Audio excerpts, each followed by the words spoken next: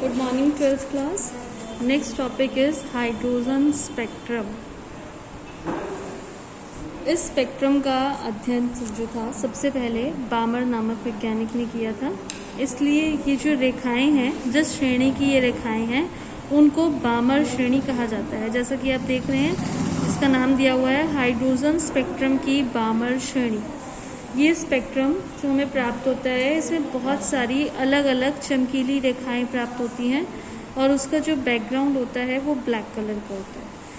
इन रेखाओं को इस तरीके से नाम दिया गया है H alpha, H beta, H gamma, H delta and so on, H infinity तक. और अगर आप ये स्पेक्ट्रम ध्यान से देखेंगे तो आपको पता चलेगा कि जैसे जैसे हम एक रेखा से दूसरी रेखा तक जा रहे हैं, वैसे वैसे ये जो रेखाएं हैं, इनकी ब्राइटनेस कम होती जा रही है और इनके बीच की दूरी भी कम होती जा रही है. जैसे आप ये देख रहे हैं, ये वाली जो रेखा है ये काफ़ी ब्राइट, काफ़ी बोल्ड दिखाई गई है. ये इससे थोड़ी सी डल है.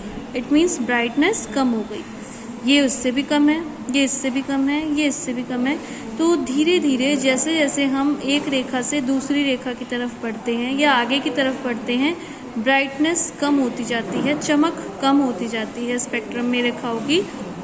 और जो इनके बीच की दूरियां हैं, जैसे कि यहाँ आपको दिख रहा है, ये दूरी, फिर ये दूरी, फिर ये दूरी, तो दूरी भी कम होती जाती है. तो हाइड्रोजन स्पेक्ट्रम में ये जो रेखाएं हैं, ये जिस श्रेणी की रेखाएं होती हैं, उस श्रेणी को बामर श्रेणी कहा जाता है. और बामर ने जो लैम्डा तरंग दैर्घ्य के लिए, ये अपनी श्रेणी के लिए जो लैम्डा का सूत्र निकाला था, वो था 1/λ is equal to r 1/2² minus 1/n², जहाँ पर r जो है वो रिडबर्ग नियतांक है.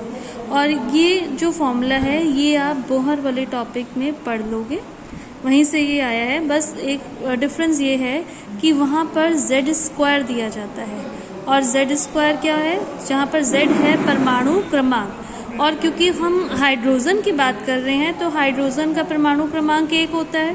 तो जब हम 1 का स्क्वायर करेंगे तो 1 ही आएगा. इसलिए यहाँ पर z को नहीं लिया गया है. तो 1/λ is equal to r 1/2² minus 1/n², जहाँ पर r जो है वो क्या है, रिडबर्ग नियतांक.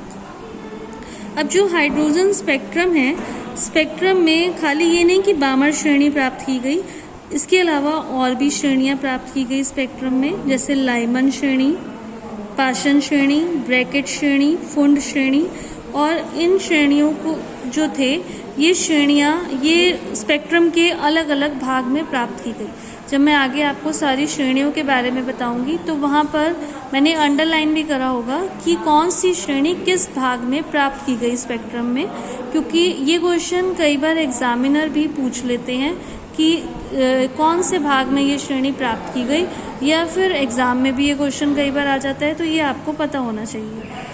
तो सबसे पहले लाइमन श्रेणी के लिए जो सूत्र होता है वो 1/λ r जहाँ रिडबर्ग नियतांक है. लाइमन श्रेणी जो है वो सबसे नीचे वाली श्रेणी है, इसीलिए हम यहाँ पर 1² करेंगे. मतलब अगर परमाणु जो है वो पहली कक्षा में आ जाता है, या जिसको हम निम्नतम कक्षा में बोलते हैं, वहाँ आ जाता है, तो हमें कौन सी श्रेणी मिलेगी, लाइमन श्रेणी. 1/1² माइनस 1/n², जहाँ पर n की वैल्यू जो है वो 1 से ज़्यादा, 2, 3, 4, 5 एंड सो ऑन, कहीं से भी वो अगर निम्नतम कक्षा में आता है, तो हमें कौन सी श्रेणी मिलेगी, लाइमन श्रेणी. फिर बामर श्रेणी. बामर श्रेणी में क्या होगा कि जो परमाणु है वो कहाँ पहुँचेगा, दूसरे ऊर्जा स्तर पर पहुँचेगा. और n का मान यहाँ पर क्या रहेगा, 3, 4, 5, मतलब इससे ज़्यादा, क्योंकि ऊपर वाले से ही तो नीचे शिफ्ट हो सकता है. अगर उसे दूसरे में पहुँचना है, तो पहले से तो दूसरे में उत्सर्जित नहीं होगा ना, तीसरे से, चौथे से, पांचवें से, किसी में भी दूसरे में उत्सर्जित होगा. नेक्स्ट पाशन श्रेणी जो तीसरे के लिए है, फिर ब्रैकेट श्रेणी जो चौथे के लिए है, फिर फुंड श्रेणी जो पांचवें के लिए है. तो एक बार दोबारा, लाइमन श्रेणी, बामर श्रेणी, पाशन श्रेणी, ब्रैकेट श्रेणी और फुंड श्रेणी. और इन जो स्पेक्ट्रम की अलग अलग जो श्रेणियां हैं, इसकी व्याख्या क्वांटम थ्योरी के आधार पर की गई थी। इसमें जो जनरल फॉर्मूला है, जो परमाणु की विभिन्न ऊर्जा स्तरों के लिए जो फॉर्मूला है वो है En, जो भी श्रेणी है उसके अकॉर्डिंग यहाँ पर n का मान रखा जाता है। En is equal to -RHc upon n square, जहाँ पर R रिडबर्ग नियतांक है, H प्लांक नियतांक है और C प्रकाश की चाल है और n जो है वो है क्वांटम संख्या, या जिसको मैंने आपको बताया था कि स्थायी कक्षा की संख्या भी कहा जाता है।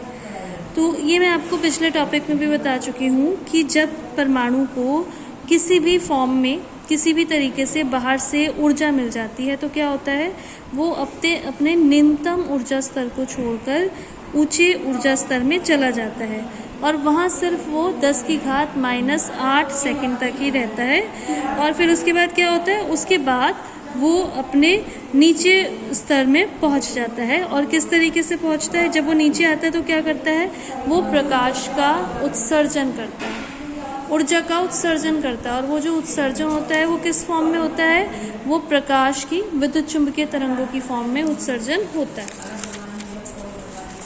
ये श्रेणी देखिए, ये काफ़ी इम्पॉर्टेंट श्रेणी है, काफ़ी इम्पॉर्टेंट क्वेश्चन है ये हाइड्रोजन स्पेक्ट्रम का, और ये आपको अपने नोट्स में बनानी है और अगर आप इसे कलरफुल बनाएं तो और अच्छा। जैसे ये लाइमन श्रेणी है, इसको आप रेड कलर से बना लीजिए, बामर श्रेणी को येलो कलर से, मतलब ये आपकी चॉइस है कि आप डिफरेंट कलर यूज़ करें। मेरे हिसाब से आपको करना चाहिए, अगर आप नहीं भी करेंगे तब भी ओके है, पर अगर आप कलर्स से इसको करेंगे और एग्ज़ाम में भी कलर्स यूज़ करेंगे तो अच्छा रहेगा। तो ये n बराबर 1, जहाँ इसको हम निम्नतम ऊर्जा स्तर जो बोलते हैं, ठीक है। तो परमाणु जो है n बराबर 2 से भी आ सकता है, n बराबर 1 में, n बराबर 3 से भी आ सकता है, n बराबर 4 से भी आ सकता है, 5 से भी आ सकता है, 6 से भी आ सकता है, कहीं भी से भी वो 1 में आ सकता है और इस श्रेणी को क्या कहा जाता है, लाइमन श्रेणी। और जो ऊर्जा स्तर मैंने बताया था वो इज इक्वल टू क्या होता है, -RHc अपॉन n स्क्वायर। अब पहला है तो इसलिए n को 1 रख दिया, तो -RHc upon 1 square, this is called Lyman श्रेणी। अब दूसरा, तो दूसरे के लिए परमाणु तीसरे ऊर्जा स्तर से भी आ सकता है, चौथे से भी आ सकता है, पांचवें से भी, छठे से भी, कहीं से भी आ सकता है। इस श्रेणी को क्या बोला जाता है, बामर श्रेणी। और इसके लिए जो ऊर्जा का फॉर्मूला है वो -RHc अपॉन 2 स्क्वायर। तीसरी श्रेणी पाषाण श्रेणी, चौथी ब्रैकेट श्रेणी, फिर पांचवी फुंड श्रेणी। ये 5 श्रेणियां हैं हाइड्रोजन के स्पेक्ट्रम में जो हमें मिलती है। और दूसरी के लिए -RHc अपॉन 2 स्क्वायर, तीसरी के लिए -RHc अपॉन 3 स्क्वायर, चौथे के लिए -RHc अपॉन 4 स्क्वायर और फुंड श्रेणी के लिए -RHc अपॉन 4 स्क्वायर। तो ये है स्पेक्ट्रम जिस फॉर्म में हमें श्रेणियाँ मिलती हैं। अब आपको पता है कि जो परमाणु फोटोन का उत्सर्जन करेगा, प्रकाश फोटोन का उत्सर्जन करेगा, तो फोटोन की जो एनर्जी होती है वो कितनी होती है, h न्यू, प्लांक के सिद्धांत से, जहाँ पर h प्लांक नियतांक है। तो h nu is equal to E2 minus E1, जो ऊर्जाओं का डिफरेंस है वो। तो nu is equal to E2 minus E1 upon h। अब जो आपने रिडबर्ग नियतांक वाला जो टॉपिक करा उसमें क्या था कि E1 क्या है, -RHc अपॉन N1 स्क्वायर। इसी तरीके से E2 क्या है, -RHc अपॉन N2 स्क्वायर। ये मान हम यहाँ पर रख देंगे। तो न्यू इज इक्वल टू, इन दोनों में से हमने क्या किया, RHc को कॉमन ले लिया, RHc कॉमन लिया और एक नीचे भी h है, h से h कैंसिल आउट, बचा क्या, nu is equal to RC 1 upon N1 square minus 1 upon N2 square. और न्यू क्या होता है, C upon lambda, C upon lambda यहाँ और एक C यहाँ, C से C कैंसिल आउट। तो 1 upon lambda is equal to R 1 upon N1 square minus 1 upon N2 square. जो पीछे फॉर्मूला दिया गया था वो इसी की ही फॉर्म है। और एक बार मैं फिर से बता दूं कि ये फॉर्मूला आप बोहर्स वाले टॉपिक में कर चुके हो, बस वहाँ पर z स्क्वायर भी आता है, यहाँ Z² होता है, और Z परमाणु क्रमांक है, क्योंकि हम हाइड्रोजन स्पेक्ट्रम की बात कर रहे हैं इसलिए Z हमने यहाँ पर नहीं लिया। और इस 1/λ को वेव नंबर या फिर तरंग संख्या बोला जाता है। अब अलग अलग श्रेणियों की बात करते हैं। सबसे पहले लाइमन श्रेणी। तो लाइमन श्रेणी में क्या होता है कि यदि कोई परमाणु किसी ऊंचे ऊर्जा स्तर से पहले ऊर्जा स्तर, या जिसको हम निम्नतम ऊर्जा स्तर भी बोलते हैं, में लौटता है, तो जो स्पेक्ट्रम है, उत्सर्जित स्पेक्ट्रम हमें मिलेगा, उसकी रेखाएं कहाँ मिलती हैं? पराबैंगनी भाग में मिलती हैं। तो तरंग दैर्ध्यों के लिए सूत्र 1/λ is equal to R 1/1² minus 1/n²। इस चीज़ को आप भी हाईलाइट ज़रूर कर लेना, ताकि जब आप उसका रिवीजन करो आपको याद रहे कि लाइमन श्रेणी जो है वो हमें कहाँ मिलती है? पराबैंगनी भाग में, स्पेक्ट्रम के पराबैंगनी भाग में। नेक्स्ट, बामर श्रेणी। बामर श्रेणी के लिए formula 1/λ is equal to R 1/2² minus 1/n²। Balmer श्रेणी कहाँ मिलती है? स्पेक्ट्रम के दृश्य भाग में। और ये क्वेश्चन बहुत पूछा जाता है, एग्जामिनर कई बार पूछते हैं कि स्पेक्ट्रम के दृश्य भाग में कौन सी श्रेणी मिलती है? तो बामर श्रेणी स्पेक्ट्रम के दृश्य भाग में मिलती है। लाइमन श्रेणी पराबैंगनी भाग में, बामर श्रेणी दृश्य भाग में। नेक्स्ट इज पाषाण श्रेणी। तो पाषाण श्रेणी जो मिलती है वो इंफ्रारेड पार्ट में मिलती है, अवरक्त भाग में मिलती है। ये पाषाण श्रेणी, ब्रैकेट श्रेणी और फुंड श्रेणी, तीनों ही श्रेणियाँ इंफ्रारेड पार्ट में मिलती हैं। बस आपको मेन जो क्वेश्चन पूछा जाता है यही पूछा जाता है कि कौन सी श्रेणी स्पेक्ट्रम के दृश्य भाग में मिलती है। तो बामर श्रेणी स्पेक्ट्रम के दृश्य भाग में मिलती है, लाइमन श्रेणी स्पेक्ट्रम के पराबैंगनी भाग में मिलती है, और फुंड श्रेणी पाषाण, ब्रैकेट और फुंड श्रेणी स्पेक्ट्रम के इंफ्रारेड पार्ट में मिलती है। अब हाइड्रोजन परमाणु का अवशोषण संक्रमण, क्योंकि आपको पता है कि जो परमाणु होते हैं वो सिर्फ उत्सर्जित नहीं करते इलेक्ट्रॉन, अवशोषित भी करते हैं। तो इसी तरीके से हमें पता है कि जो परमाणु जब निम्नतम ऊर्जा स्तर में है, यहाँ पर है, अगर इनको जितनी एनर्जी का इन्हें फोटोन चाहिए उतनी एनर्जी का फोटोन मिल जाएगा तो ये क्या करेंगे? उसे अवशोषित करेंगे और ऊंचे ऊर्जा स्तर में पहुँच जाएंगे। तो इसी तरीके से अगर हम वाइट लाइट को किसी हाइड्रोजन से भरी हुई ट्यूब में गुजारे तो क्या होगा? हाइड्रोजन के परमाणु क्या करेंगे? उनको जितनी एनर्जी के फोटोन चाहिए, अगर उतनी एनर्जी के उन्हें मिलेंगे, उसको एब्जॉर्ब करेंगे और निम्न से उच्च ऊर्जा स्तर में चले जाएंगे। यहाँ से यहाँ भी जा सकते हैं, यहाँ से यहाँ भी जा सकते हैं, यहाँ से यहाँ भी जा सकते हैं। अब ये जो सारे संक्रमण हैं, जो अवशोषण संक्रमण है, अवशोषण संक्रमण आप देख रहे हैं कि सारे के सारा कौन सा है? लाइमन श्रेणी का है। क्यों लाइमन श्रेणी का क्यों है? क्योंकि सब कहाँ से शुरू है? n = 1 से शुरू है।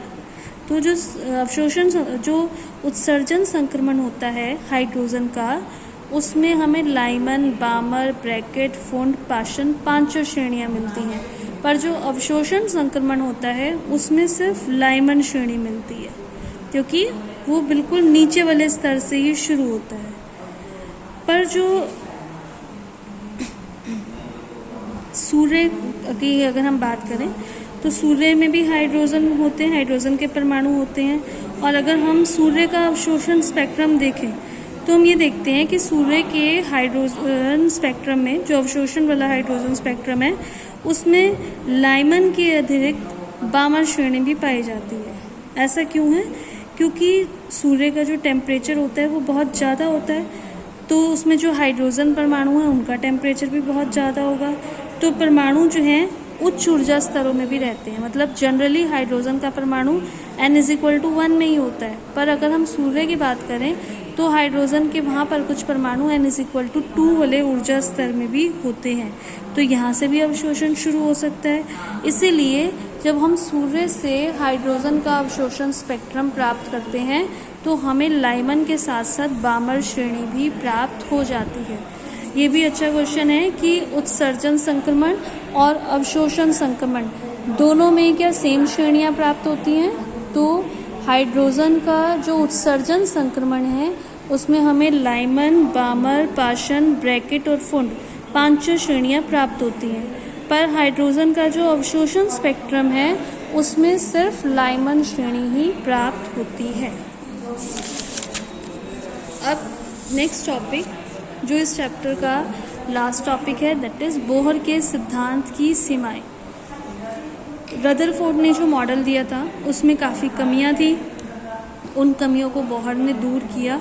बोहर ने हाइड्रोजन के स्पेक्ट्रम को एक्सप्लेन भी किया, फिर भी इनमें कुछ कमियां थी। अब उन कमियों की बात करते हैं। पहली कमी तो कि यह सिद्धांत केवल जो एक इलेक्ट्रॉन वाले परमाणु हैं जैसे हाइड्रोजन या हाइड्रोजन के समस्थानिक या हीलियम या लिथियम इनकी ही व्याख्या कर सका। जो कॉम्प्लिकेटेड जो परमाणु होते हैं उनके स्पेक्ट्रम की व्याख्या बोहर के सिद्धांत से नहीं हो पाई।